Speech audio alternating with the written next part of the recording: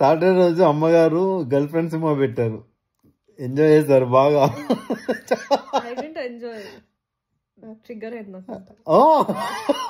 నేను సండే రోజు ఏం చేసినాం, అన్పావం పొలత్తుకలు ఏదో ఉంది, రెండు చూసినందుకు డిసైడ్ చేస్తున్నాం. నాకు రెండిట్లో నా ఓటు అన్పావం పొల్లాతులు పొల్లాతు. నీకేది?